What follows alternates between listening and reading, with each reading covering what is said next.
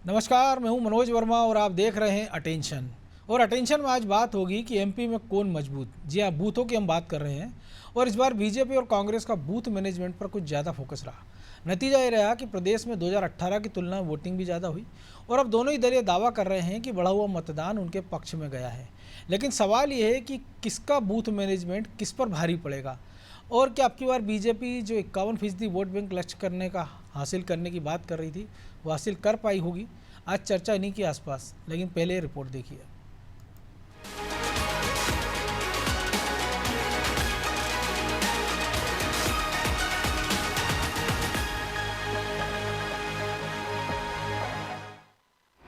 MP में बढ़ा मतदान, महिलाओं ने की बम्पर वोटिंग। क्या बीजेपी के बूथ मैनेजमेंट का ये कमाल या कांग्रेस के मैनेजमेंट ने किया धमाल? इस बार मध्य प्रदेश में 77.15% वोटिंग हुई, जिसमें महिलाओं ने बढ़ चढ़कर हिस्सा लिया, जबकि पिछली बार यानी 2018 में कुल 75.5% मतदान हुआ। मतलब इस बार 2% ज्यादा मतदान हुआ। लेकिन इस बढ़े हुए मतदान प्रतिशत में बीजेपी और कांग्रेस की भी अहम भूमिका रही, क्योंकि बीजेपी का तो शुरू से ही बूथ मैनेजमेंट पर फोकस रहा। पार्टी ने प्रत्येक विधानसभा पर विधानसभा प्रभारी, विधानसभा संयोजक बनाए थे। बूथ प्रभारी, बूथ संयोजक और बूथ अध्यक्ष के साथ साथ शक्ति केंद्र के संयोजकों की नियुक्ति भी की गई। इन पर यह जिम्मा था कि बीजेपी का वोट प्रतिशत बढ़ाना है। हालांकि बीजेपी के नेता भी बढ़े हुए वोटिंग प्रतिशत से उत्साहित दिख रहे हैं। देश की जितनी भी महिला मतदाता हैं उन्होंने अपने मत का सार्थक तरीके से भारतीय जनता पार्टी की सरकार बनाने के लिए सदुपयोग किया है और स्वाभाविक सी बात है, कांग्रेस पार्टी इसी बात की पीड़ा को लगातार व्यक्त कर रही है। उनकी शब्दावली, उनकी भाषा शैली और उनके शीर्ष के नेताओं के बयान इस दिशा में इंगित कर रहे हैं कि मध्य प्रदेश में भारतीय जनता पार्टी को महिलाओं समेत पूरे प्रदेश की जनता का बम्पर आशीर्वाद मिला है। इधर बात अगर कांग्रेस की करें तो उसने भी बूथ मैनेजमेंट इसी तरह किया था कि ज्यादा से ज्यादा पार्टी को फायदा पहुंचे। पार्टी ने एक अलग तरह की रणनीति अपनाई थी। इस बार पार्टी ने कमजोर बूथों की पहले ही पहचान की थी और वहां टीम कमलनाथ के युवा बूथ कार्यकर्ताओं को उतारा गया था। और अब कांग्रेसी ये दावा कर रहे हैं कि उनका बूथ मैनेजमेंट सफल रहा, जिसका असर नतीजों में दिखेगा। इस बार मतदान का प्रतिशत बढ़ा है और ये मतदान जो हुआ ये भारतीय जनता पार्टी के खिलाफ गया है। 50% कमीशन की सरकार के खिलाफ जनता का आक्रोश है। युवा परेशान, महिलाएं परेशान, महिलाएं पूरे प्रदेश में असुरक्षित हैं, किसान परेशान, आम जनता परेशानी। भारतीय जनता पार्टी इवेंट बनाने वाली सरकार है, ये जनता अच्छी तरह समझ चुकी है। जो भी मतदान हुआ ये कांग्रेस के पक्ष में, ये शुभ संकेत है। कांग्रेस के पक्ष में कांग्रेस सरकार बनी। कांग्रेस और बीजेपी ने नए नए प्रयोग कर अपना वोट बैंक बढ़ाने के लिए कई तरह की कवायदें की। एमपी बीजेपी को खुद गृह मंत्री अमित शाह ने 91% वोट बैंक का लक्ष्य दिया था। इसके अलावा राजधानी भोपाल में भी बीजेपी के संगठन ने प्रवासी विधायकों को भेजा था। अब इसके बाद बीजेपी के पक्ष में किस तरह का परिणाम आएगा, इसकी राह भी संगठन देख रहा है। हालांकि देखना तो ये भी होगा कि किसका बूथ मैनेजमेंट किस पर भारी पड़ा। ब्यूरो रिपोर्ट, अनादि टीवी।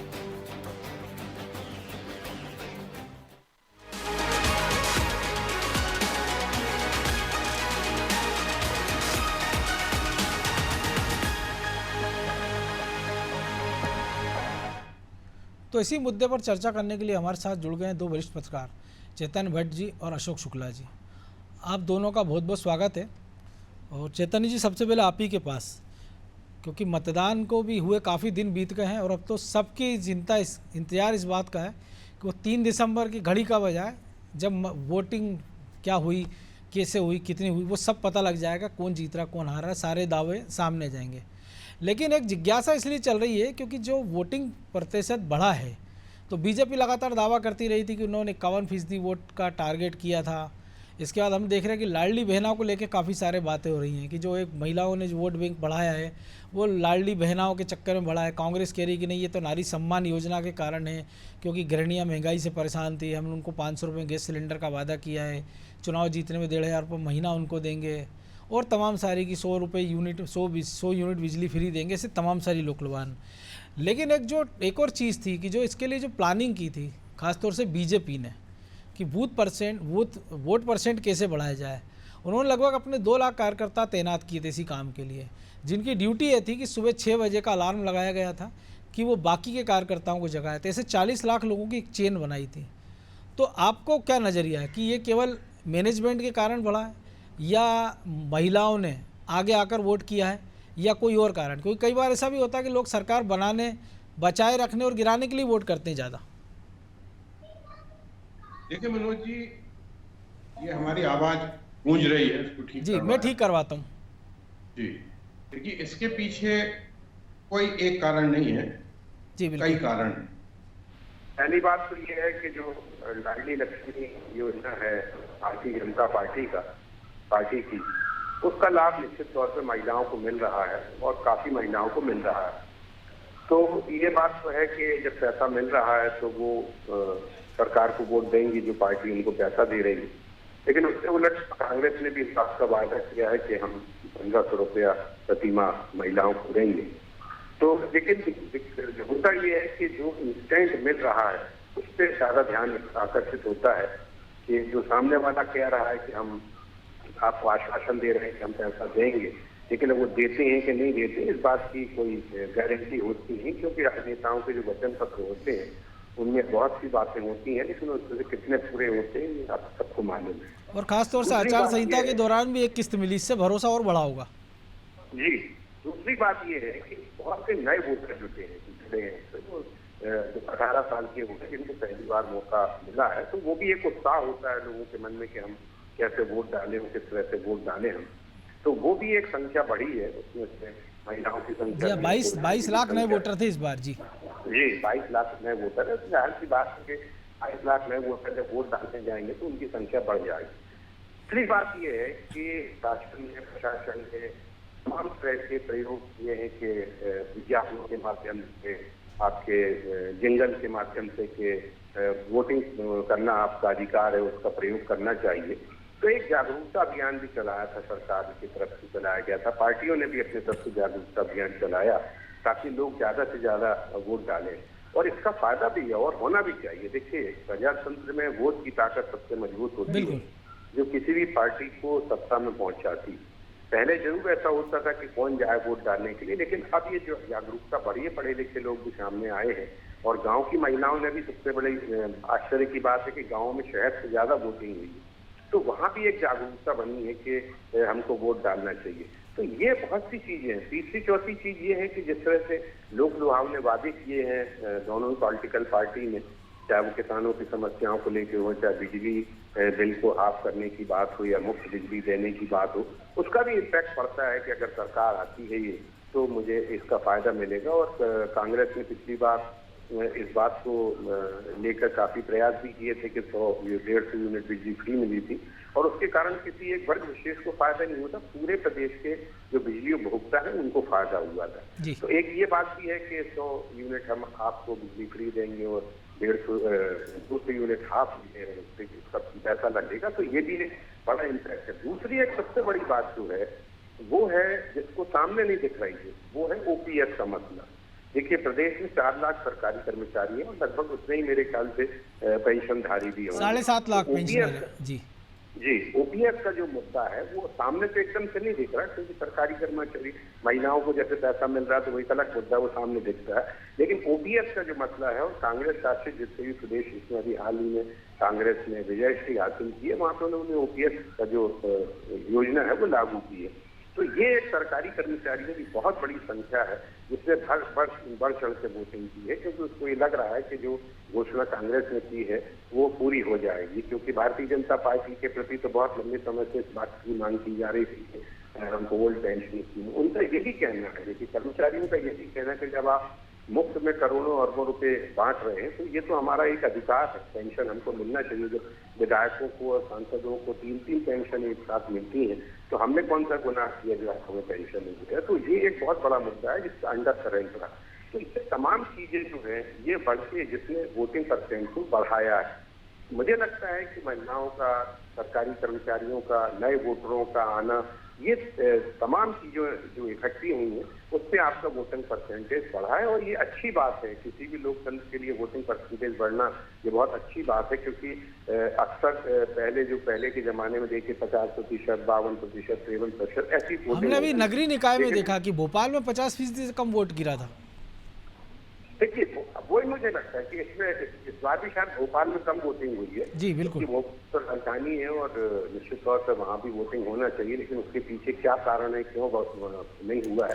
तीसरी एक जो महत्वपूर्ण बात है कि दोनों ही पॉलिटिकल पार्टी ने लोगों को जागरूक करने का प्रयास किया है। जैसे आपने बताया कि 40 लाख लोग कार्यकर्ता जो है भारतीय जनता पार्टी ने तैनात किए थे, जो लोगों को लेके जाएंगे और वोट डलवाएंगे। ठीक है, अब वहां तक तो नहीं जा सकते हैं, लेकिन लोगों को जागरूक कर सकते हैं, उनको ले जाके वोट के लिए प्रेरित कर सकते हैं। तो ये भी एक तरीका था कि मैनेजमेंट जो भारतीय जनता पार्टी है।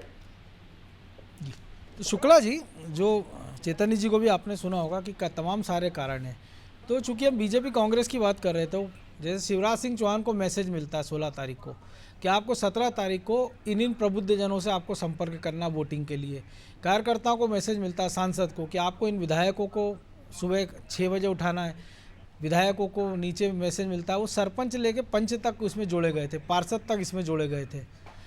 और ये हमने देखा भी था। हालांकि कई जगह हमने ये भी देखा कि जैसे भोपाल की हम बात करें कि जहाँ से पूरा प्रदेश का मैनेजमेंट चला रहा था, बीजेपी चला रही थी और कांग्रेस भी चला रही थी, लेकिन यही वोटिंग कम हुई। और 2 तस्वीर ऐसी देखने को मिली हमको, जो चेतन जी जिक्र किया कि जो लोग हमने देखा कि ग्रामीण इलाकों में बढ़ चढ़ कर वोटिंग हुई, आदिवासी इलाकों में हुई, लेकिन राजधानी के हाल थे कि जिस वीआईपी इलाके 4 इमली क्षेत्र में वीआईपी लोग रहते हैं, आईएएस, आईपीएस, आईएफएस, जिनका जिम्मा था, वहाँ केवल 57% वोट होते हैं उस पोलिंग बूथ पर।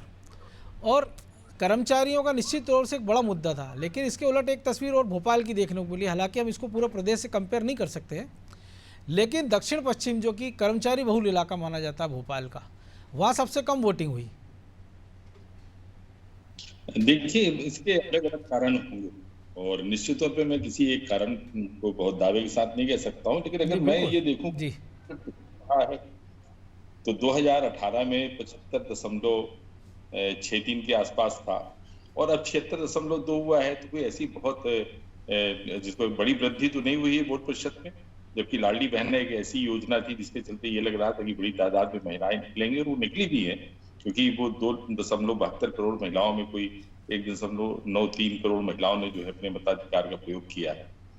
जो 1.32 महिलाओं को, करोड़ महिलाओं को लाडली बहना का लाभ मिल रहा है। जी जी जी। तो टोटल अगर आप ये देखें तो एक तो क्या है कि भारतीय मतदाताओं में जागरूकता बढ़ी है और यूथ जो है, युवा मतदाताओं की संख्या में भी इजाफा हुआ है, वो बहुत उत्साहित होता है वोट डालने के लिए। और अभी आप जिक्र कर रहे थे कि कई अधिकारी बहुल क्षेत्रों में जो है मतदान का प्रतिशत बहुत कम था, तो कुछ लोग जो है निराश भी हैं इस लोकतंत्र से, उनकी अपेक्षाएं पूरी नहीं हो रही हैं। इस चेहरे को लाओ, उस चेहरे को लाओ, सूरत बदलती है मगर सवालात नहीं बदलते हैं, और चेहरे बदल जाने भर से हालात नहीं बदलते हैं। तो बहुत लोग अब निराश भी हैं कि ऐसे लोकतंत्र का हम क्या करें, हमारी समस्याएं जड़ हो गई हैं, बेरोजगारी, महंगाई, भ्रष्टाचार जैसे मुद्दे हर चुनाव में आते हैं, लेकिन उसका कोई समाधान नहीं है।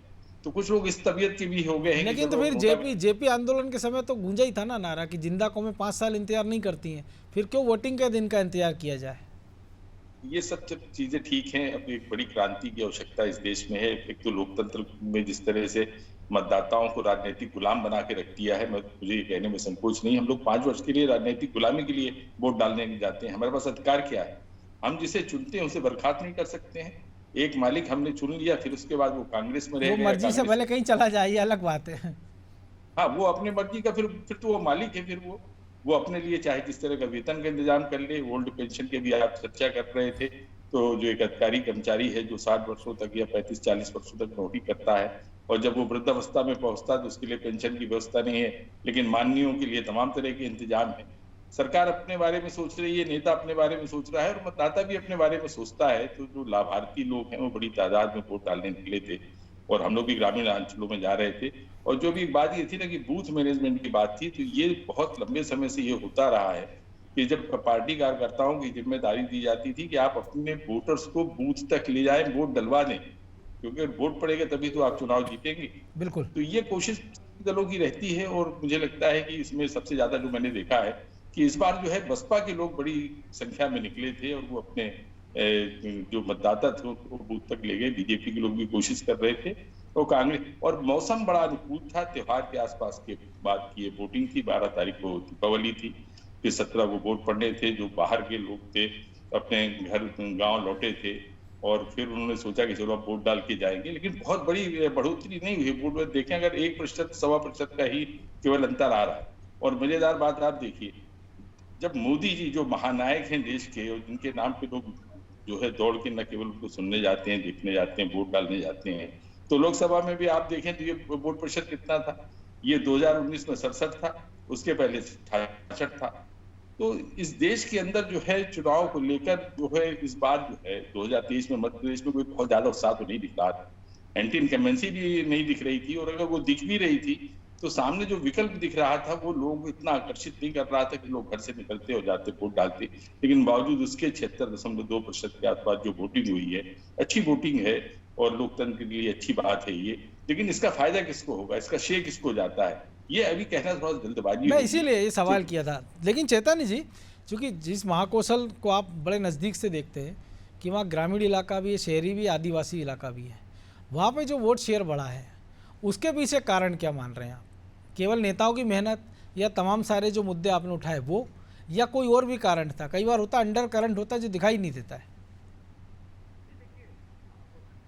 बात है तो मैं स्पष्ट कर दूं कि महाकौशल को भारतीय जनता पार्टी ने हमेशा उपेक्षित रखा, और उसके पीछे कारण ये था कि महाकौशल जो है भारतीय जनता पार्टी का गढ़ माना जाता था। तो व्यक्ति को लगता है कि जो व्यक्ति हमारा है उसको हमें क्या देना है, घर की मुर्गी दाल बराबर। इसलिए आप देखिए कि पिछली बार भी मात्र एक राज्य मंत्री हमारे जबलपुर से था, और इस बार भी पूरे महाकौशल से एक राज्य मंत्री रामकिशोर कांवरे थे। अभी हाल ही में गौरीशंकर बिसेन को मंत्री बनाया गया था। वहीं दूसरी तरफ आप देखेंगे कि कमलनाथ सरकार के दौरान महाकौशल को बहुत ज्यादा प्रतिनिधित्व मिला था। कमलनाथ को महाकौशल के हैं, विधानसभा अध्यक्ष महाकौशल के थे, विधानसभा उपाध्यक्ष महाकौशल की थी, जबलपुर से 2 कैबिनेट रैंक के मिनिस्टर थे। तो महाकौशल की जनता की जो पीड़ा थी तो वो कहीं ना कहीं कांग्रेस ने कम की थी, जो उपेक्षित होने की। देखिए महाकौशल आज भी बहुत संपन्न है हर चीज से। अगर यहाँ उद्योग लगाए जाए तो यहाँ उद्योगों के लिए तमाम तरह की चीजें हैं। इसके अलावा आप देखिए कि बहुत बड़ा एक पर्यटन हब बन सकता है। बेड़ा घाट है, कान्हा है, पेंच है, बांधवगढ़ है, एक बहुत बड़ा हब बन सकता है, लेकिन किसी भी सरकार ने कोई प्रयास नहीं किया। तो उसके कारण जो महाकौशल है वो आज भी पिछड़ा हुआ माना जाता है। सबसे मालवा निर्माण की तुलना में अगर हम देखें या मध्य भारत की तुलना में देखें तो पिछड़ा माना जाए। तो ये एक जो पीड़ा थी कि अगर इस बार फिर कांग्रेस की सरकार आती है तो हमें फायदा मिलेगा, महाकौशल को कहीं ना कहीं प्रतिनिधित्व मिलेगा। तो ये भी एक कारण बना कि महाकौशल में बहुत ज्यादा वोटिंग हुई। देखिए बहुत सी चीजें होती हैं, अब किस व्यक्ति को कौन सी चीज पिंच कर जाती है और उसके कारण वो वोट देने जाता है, ये कहना बड़ा मुश्किल होता है। जैसे किसी लाडली लक्ष्मी के कारण भी वोटिंग हुई है, या जिनको नहीं मिला लाडली लक्ष्मी का लाभ उनने अगेंस्ट में वोट दिया, वो भी एक मुद्दा हो सकता है। तो इस तरह के तमाम मुद्दे हैं। दूसरी बात, ये बात सही अभी शुक्ला जी ने कही कि हम 5 साल में एक बार सरकार चुनते हैं। ये तमाम नेता जनता के हाथ पैर जोड़ने आते हैं और फिर 5 साल तक जनता उनके हाथ पैर जोड़ती है। तो ये भी एक बड़ा सवाल है कि 5 साल तक हम उनके गुलाम बन के रह जाते हैं। तो ये भी ऐसी कोई व्यवस्था होना चाहिए कि अगर हमारा प्रतिनिधि ठीक काम नहीं कर रहा है या हमारा नेता ठीक काम नहीं कर रहा है तो हम उसको वापस बुला सकते हैं। बिल्कुल, जो राइट टू रिकॉल की बात होती है बार बार। जी, राइट टू रिकॉल की बात बीच में हुई थी, लेकिन उसको कुछ हो नहीं पाया। तो ये बात सही है कि वोट देने जब व्यक्ति जाता है तो कहीं ना कहीं सोच के जाता है। दूसरी चीज, जो एक परंपरागत वोट होता है, जो ट्रेडिशनल वोट होता है, अगर मान लीजिए आप किसी भी व्यक्ति को खड़ा कर दो, लेकिन हमें अगर भारतीय जनता पार्टी को वोट देना तो भारतीय जनता पार्टी को देंगे। ऐसा ही कांग्रेस के साथ है कि आप किसी भी व्यक्ति को खड़ा कर दो, हम कांग्रेस को ही वोट देंगे। वो पार्टी के साथ चला जाता है आदमी, फिर कैंडिडेट छोड़कर।